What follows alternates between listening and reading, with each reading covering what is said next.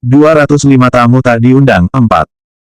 Gu Qingqing sontak terkejut, mengapa Leng Xicheng datang.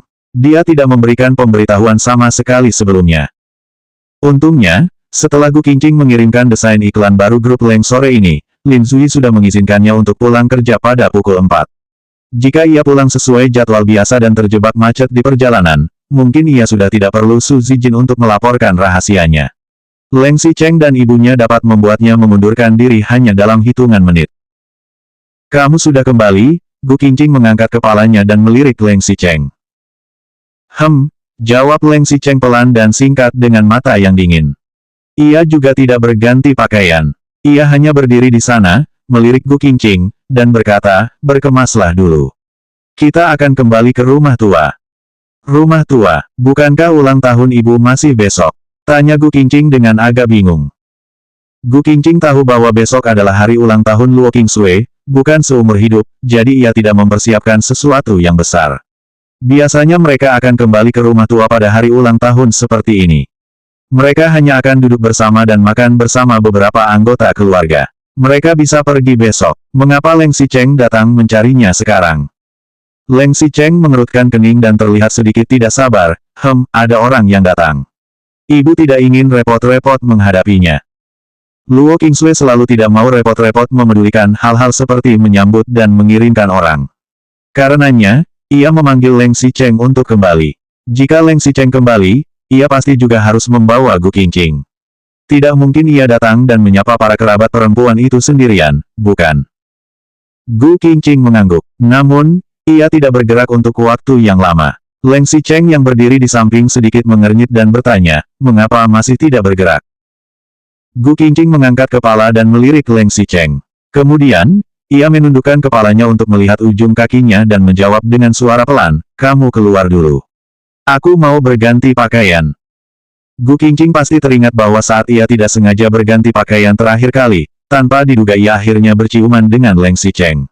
Leng Xicheng juga menyadarinya. Awalnya tatapan mata Leng Xicheng masih terlihat sedikit tidak sabar. Sekarang, melintas sebuah rasa cemooh. Ia melihat Gu Qingqing dari atas ke bawah beberapa kali dan menyindir, oh, ganti pakaian ya. Leng Xicheng menarik suaranya panjang-panjang saat mengucapkan kata terakhir, ya. Entah mengapa, itu terdengar provokatif dan begitu menggoda bagi Gu Qingqing tanpa alasan. Kamu keluar, kata Gu Qingqing dengan wajah memerah. Ia merasa bahwa jika Leng Xicheng tidak keluar, ia juga tidak akan mau mengganti pakaiannya.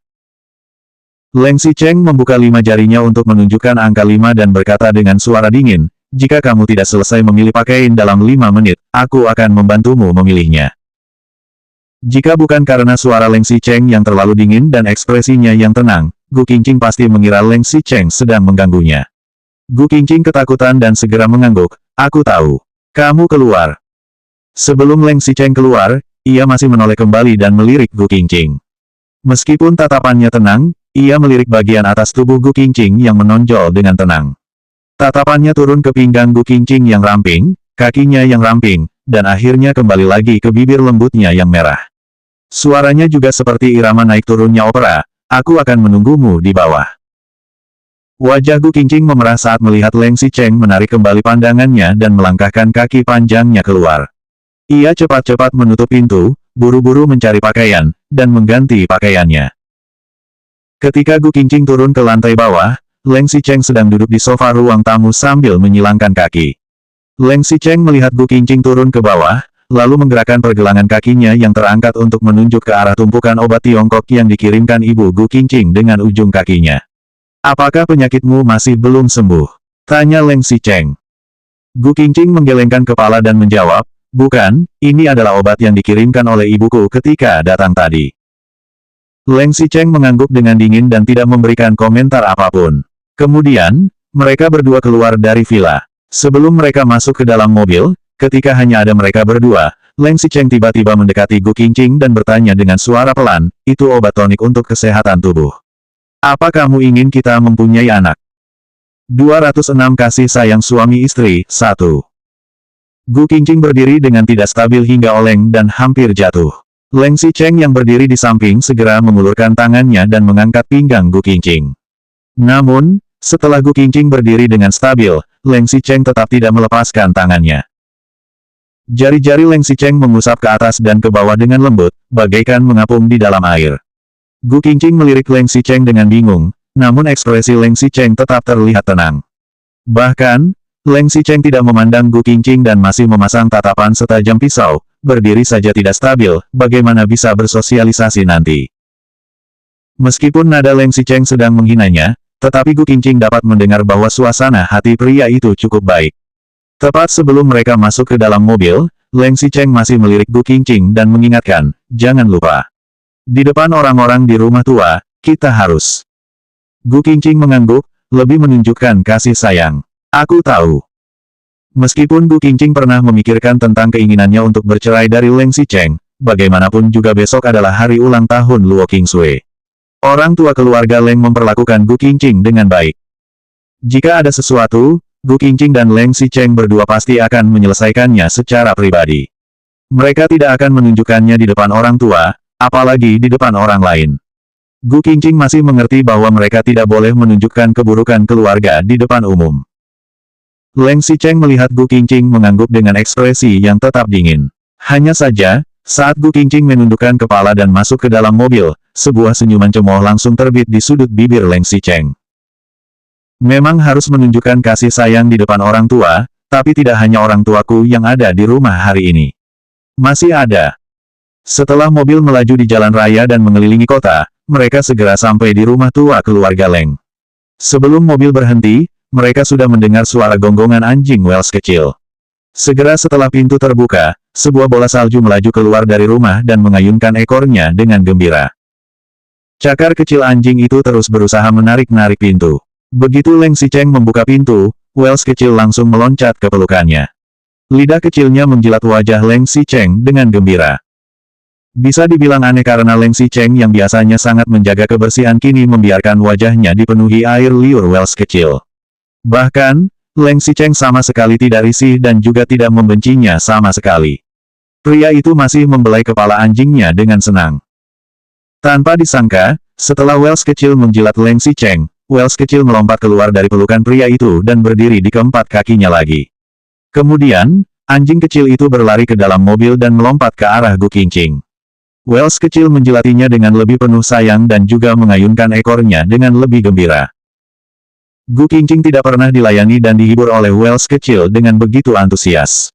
Ia merasa terkejut dan agak tersanjung oleh penyambutan ini. Ekspresi wajah Leng Xicheng yang awalnya terlihat bahagia tiba-tiba menghilang. Tidak peduli seberapa kecil Wells kecil, dia tetap saja anjing jantan. Dia masih belum berumur setahun, tapi sudah mulai berpikir tentang lawan jenis. Pikirnya. Leng Xicheng meraih bulu di bagian belakang leher Wells kecil, menarik anjing itu, kemudian melemparkannya keluar dari mobil. Setelah itu, Leng Xicheng menutup pintu mobil lagi. Anjing kecil itu menggonggong di luar dan terus memprotes, tapi Leng Xicheng tetap mengabaikannya. Leng Xicheng mengeluarkan sebuah sapu tangan, melemparkannya kepada Gu Qingqing dengan ekspresi jijik, dan berkata, kotor sekali. Cepat bersihkan. Wajahnya sendiri juga dicuci Wells kecil. Mengapa cuma aku sendiri yang harus membersihkannya? Pikir Gu Qingqing. Ia menoleh untuk melirik Leng Xicheng dan hanya melihat pria itu mengeluarkan sebuah sapu tangan untuk menyeka wajahnya juga. Setelah digunakan, ia melemparkan sapu tangan itu kepada sekretaris Cheng. Gu Qingqing juga menyeka wajahnya sampai bersih. Leng Xicheng segera berkata pada Gu Qingqing, kamu turun dari sisi lain. Kedua orang turun mobil dari dua sisi mobil. Kemudian, Wells kecil berlari dan datang lagi ke arah mereka.